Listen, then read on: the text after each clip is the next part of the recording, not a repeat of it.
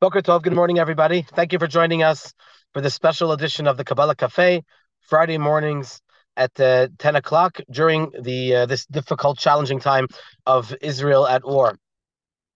Every person has dreams. Every person has aspirations. Sometimes the dreams are materialized, and sometimes there are disappointments. Well, Yaakov Avinu had a dream. His dream was to marry Rachel. The moment that he saw Rachel, he knew right away that she is going to be his wife, and she is the other half of his neshama. And so he did everything in order to materialize. He did everything in order to materialize his dream. And so Lavan told him, if you work for 7 years, then I will give you my daughter Rachel. So he worked 7 years, which if you make a calculation of the minimum wage over here in Israel, it comes out to be approximately the amount of 500,000 shekels in order to marry Rachel. And he was sure that he was going to marry her, even when he made this quote unquote contract or deal with Lavan. He said, Rachel bitcha ktana, Rachel, your daughter Rachel, bitcha, your daughter, can't be another Rachel. Haktana, the younger one. She shouldn't say, oh, today I called Leah Rachel, the younger one. And even then it didn't help. Yaakov still didn't trust Lavan. And as it came closer to the wedding, he gave Rachel certain signs, certain simanim. There are different opinions of what those signs are and were. One of the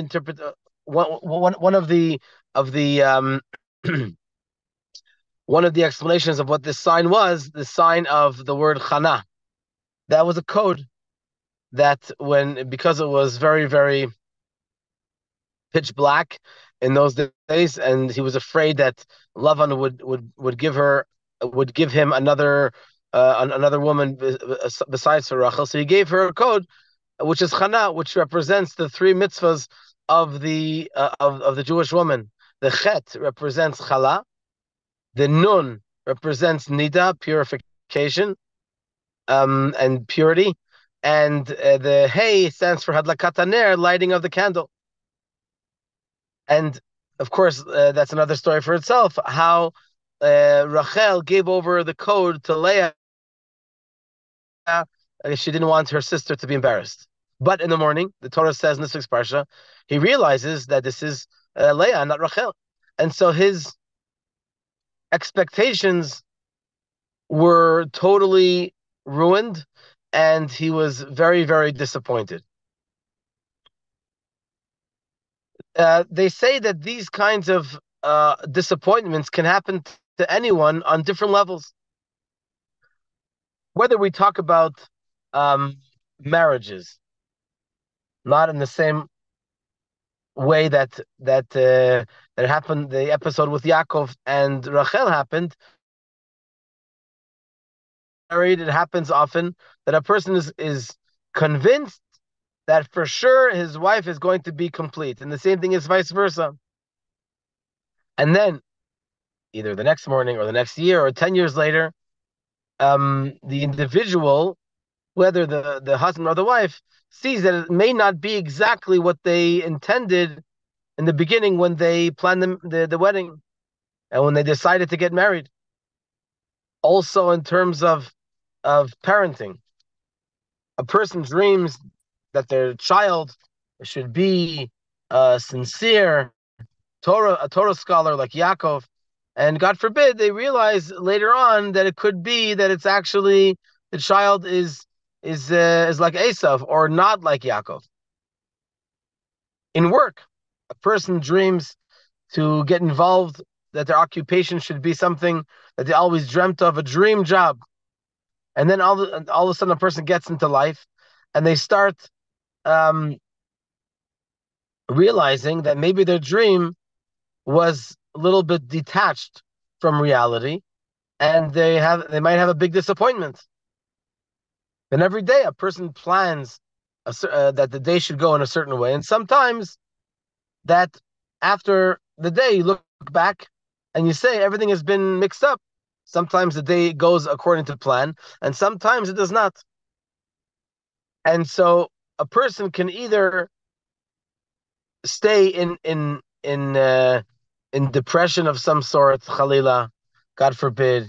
Okay, so what we said was that this idea, this concept of having expectations, and then sometimes, unfortunately, to have disappointments, can happen in different areas of our lives.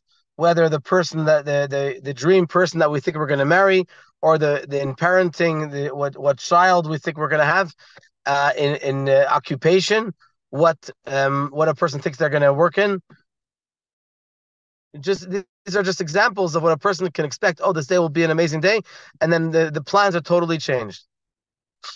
So the question is, how do we deal with disappointments, especially when we're talking about things which are so meaningful in life, such as our partner in marriage, our partner in life, and also things that we're going to what our occupation will be.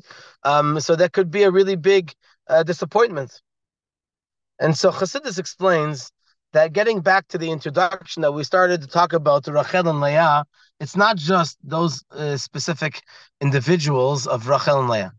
Rachel and Leah are symbolic of two different types of individuals. And just like Yaakov had a disappointment, we have to see how we can learn from Yaakov, and how we can learn how to deal with disappointments that come up in our lives. The first tool is called Leah, and the second tool we will call Rachel. The first tool is Leah, that this is the godly plan. True that a person may have planned otherwise, but at the end of the day, of course, after the fact, only after the fact do we know what Hashem's plan was retroactively. So Yaakov planned A, or in our case, Yaakov planned B, and he got A. He planned Rachel, and he got Leah. Leah is plan A in this sense that we're trying to, the first tool. I'm sorry, just to clarify what I'm saying. His original plan was, plan A was Rachel, and at the end he got Leah. But we're using, as far as a tool in our metaphor, we're talking about Leah being the first tool, because that's the fact. Yaakov got Leah first. So after the marriage in the morning, when Yaakov realized that it was Leah and not Rachel, Yaakov realized that was Hashem's plan. So at that moment, he had two choices: either to give up, or God forbid, to give up, or to divorce, or he could make the best of the situation that he was in at that time, and to see how he can bring about Rachel. First of all, how he can connect to Leah, and B, how he can hopefully achieve also Rachel. That's exactly what the Abarbanel asks. When Yaakov realized that Leah was the one that loved him, so why didn't he just divorce her in the morning? So he answers, because Yaakov realized that this was the plan of Hashem. And if this is a plan of Hashem, there's no point in just divorcing and giving up, but he has to make the best of what Hashem's plan was. This is similar to what Eliezer said when he found Rivka for Yitzchak.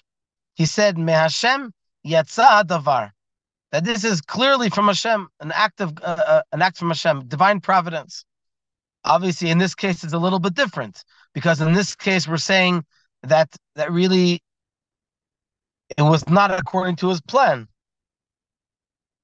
But this is a very, very fundamental concept when it comes to shidduchim, when it comes to marriages. Of course, that some people ask when they're going to date and everything seems good on paper, they even have a feeling for the individual, but how do you know that it's the right person? there are another 5 million girls or 5 million boys Jewish, or 1 million or 1,000. Who says this is the right one for me?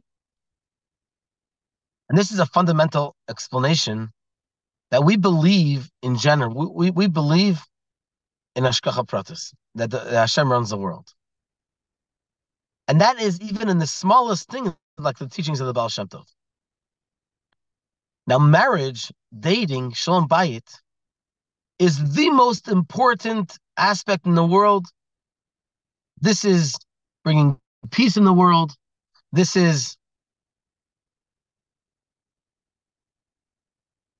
establishing a home, raising children, continuing the legacy, continuing the generations and history. And so, if we believe that there is hashgacha pratis, divine providence, in even the smallest things in the world, and how much more so when it comes to the most fundamental concept, which is marriage and dating, how much more so Hashem made that you should meet this individual, and that it should come to talking about marriage. It's possible two people meet, doesn't mean they have to get married. But if they meet, for example, with organized dating, and Hashem brought about that that these two people should meet, there's a very good chance that they're going to get married. In other words, just because they met doesn't mean they have to get married, just to clarify. It could be they met, and they're going to discuss, and they realize that they're not for each other. That's perfectly fine. Then the divine providence could be probably it had to happen through this.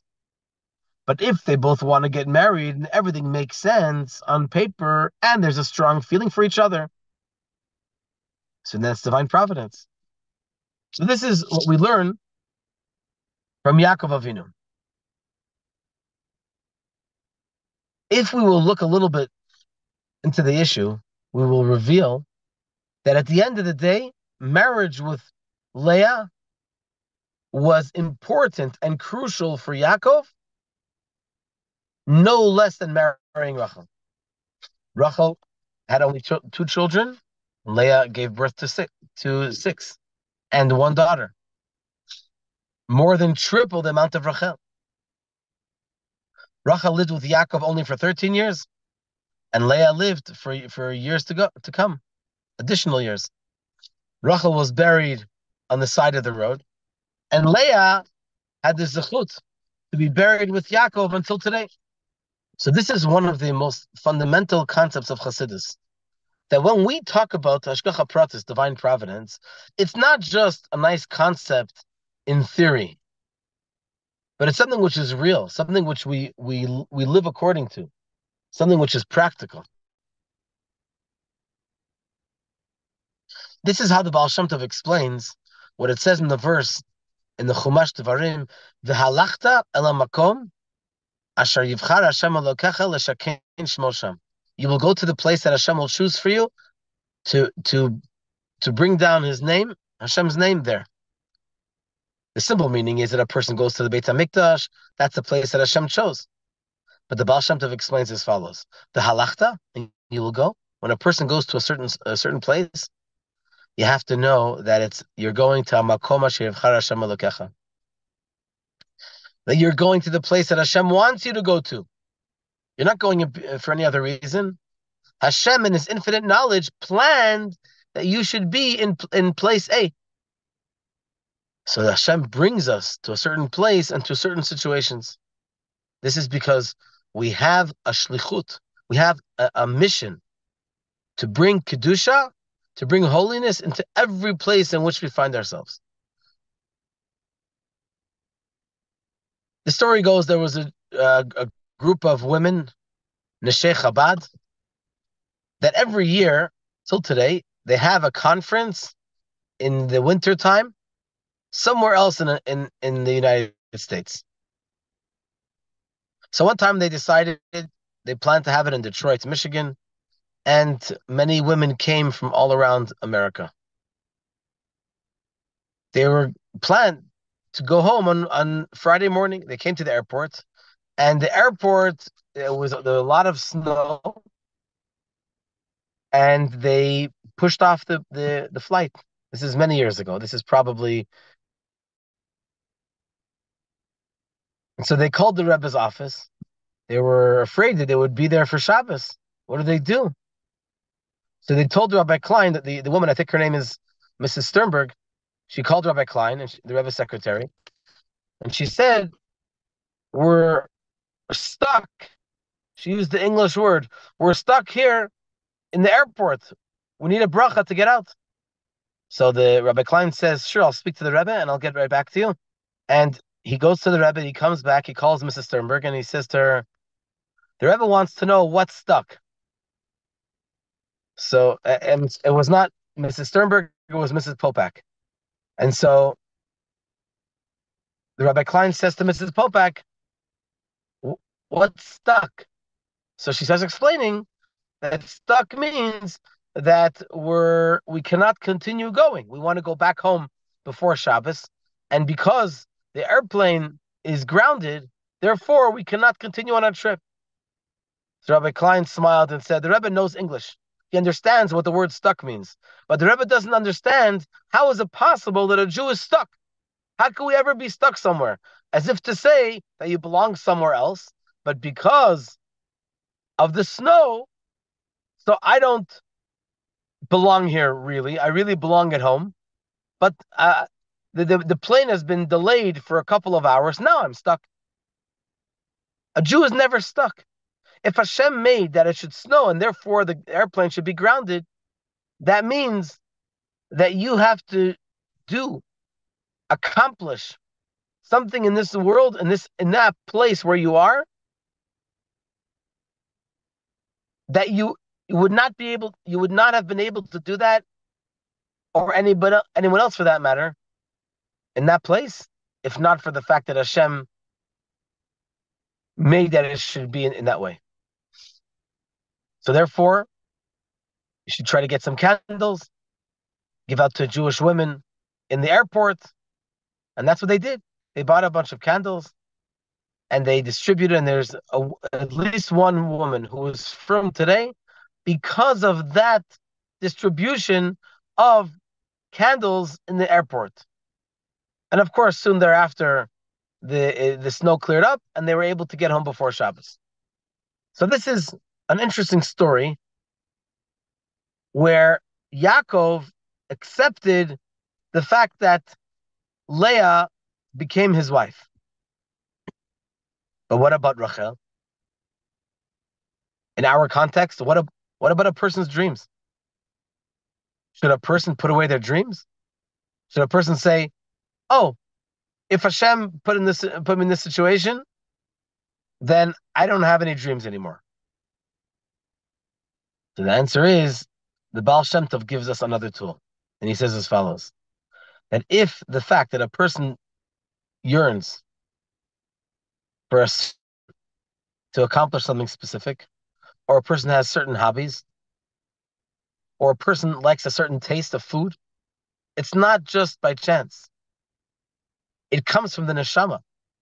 And that means that through this hobby, or through this taste of this food, you can elevate this part of the world, these types of foods, and so on and so forth. According to this, the Rebbe explains something interesting. It's actually fascinating. What is the deeper reason why little girls like dolls? Is because their soul wants them that at a later time they should be able to fulfill their mission as mothers for daughters. And this is exactly what happened in our parsha. This is what happens with Yaakov. Yaakov doesn't just say, "Okay, Hashem gave me Leah, and therefore this is my shlichut. I'm saying goodbye to Rachel." He does not give up on Rachel, and he tries his best, works for another 7 years in order to obtain Rachel and to marry her.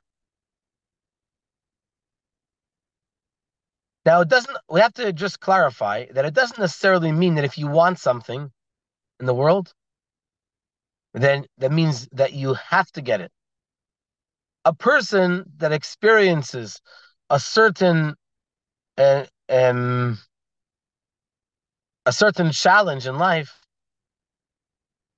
it doesn't necessarily mean that the person has to live with that challenge for the rest of their life. It could be that a person's life, they have to try to fix it.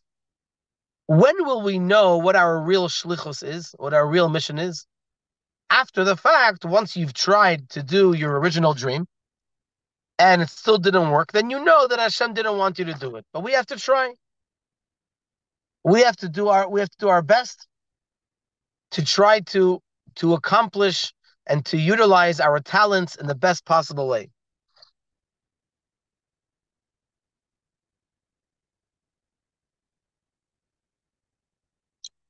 And so let us, Be'ezrat Hashem, let us do our best to balance these two concepts that we talked about now. On one hand, to believe in Hashem, Hashgacha Pratis, and even in the difficult situation that we're in Eretz Yisroel, whatever happened in the past, that was divine providence. But from this moment and on, we have to do everything in our power, both spiritually and materially, practically, to bring about that HaKadosh Baruch Hu should bring a safe Eretz Yisrael, should bring home all of the hostages in a safe way, and we should all publicize to the world that Eretz Yisrael is the safest place in the world. Thank you so much for joining us. Have a wonderful Shabbat.